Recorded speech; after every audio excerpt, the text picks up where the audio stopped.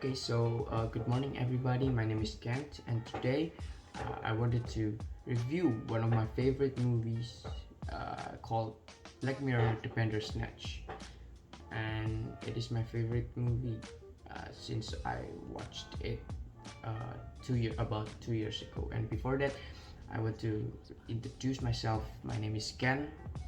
I'm from 12H, number 17 from Loyola. Black Mirror is a British anthology series produced by Charlie Brooker that tells us about a speculative fiction tale with a dark and a little bit satirical themes. And for me, this film is really cool, and it tells us about advanced technology, the danger of advanced technology and a modern society. And each episode has a different cast, settings, and a different world each episode. However, the story fits the time we are in today, our life. And one of the most famous series of the Black Mirror is the Bandersnatch, and which was directed by David Slade and premiered on Netflix on 28 December 2018. The main character in this film is Fionn Whitehead as Stephen Butler, and other characters include Asim Chaudhry as Sma and Will Poulter as Colin Ridman. And this film tells us about a story about a young programmer named Stephen Butler. He has a very high dream to be famous video game programmer since he was a child. And this film is very unique because we can decide the decision of the main characters itself. And Stephen is really interested in making video games since he was a child. And one day he finally made his first video game called the Bandersnatch. And Stephen pitches it to the video games company named Tuckersoft, which is run by Mohan Thakur and employs the famous game creator Colin Ridman at the time. And Stephen started this big project about Bandersnatch with one of the most famous game creator, Colin Ridman.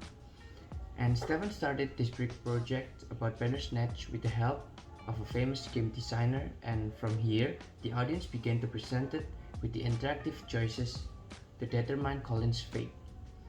The first question that this film presents to the audience is whether Stephen have to reject or accept the offer about to make the Bandersnatch in the office. If the audience or Stephen rejects the offer, Colin will continue designing Bandersnatch alone at his home, and it was the beginning of the great pressure of Stephen's life crisis.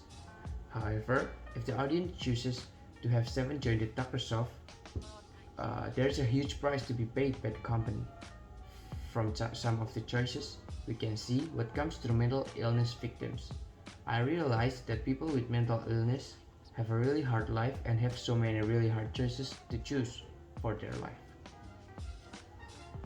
And next, I really like this kind of film because we can really learn about what is mental illness and how mental illness people think, or what is the hard or the bad part of people with mental illness. And also, this film also tells me about the dark side of the technology and modern society. Although for me, the technology for Bandersnatch interactivity had already been rolled out by Netflix, it was impressive to see utilized in such successful way with properties as big as Black Mirror. Enjoying this film is really easy for people who have sat through a few episodes of Black Mirror.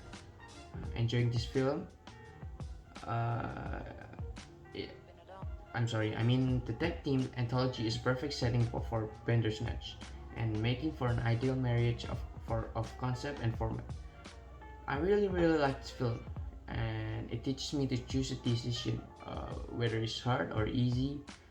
Choosing a decision is a very important talent in life, because in life every day we make a decision to make, whether when do we go to bed, when do we wash our body, when do we eat, or something like that. That is the easy decision making. And it really gave me fun vibe when watching this film, but also gave me anxiety if I choose the wrong decision. It really makes my brain work when I watch this film, although I enjoyed it. And even heavier choices like should I yell at dad or should I kill him are often presented with a bit of knowing wink to the audience. But there's some minors of this film that I don't like about this film. For me, this film is a little bit flimsy, despite how well the project works in concept. Bandersnatch's story is unable to keep up with its lofty intentions. This is partially because the standard for Black Mirror has been set so high, and partially because of the nature of the interactive story medium. One of the other things that I don't like about this film is we cannot get it wrong whether we choose the A decision or B decision. We cannot get it wrong. Letting viewers correct their mistakes lowers the stakes of Bandersnatch. It might have made the experience less fun for the internet community if the people had to start over every time the story ended. And but it would have also helped to make viewers think harder about the choices they make and have more sense of ownership over their version of the story. And I really recommend people to watch this film because it is very unique and it gives a lot of moral value for us. It can help people to understand more about what is mental illness and to understand about people with mental illness or the mental illness victims, because this movie gives us a closer look about how people end up getting mental illness.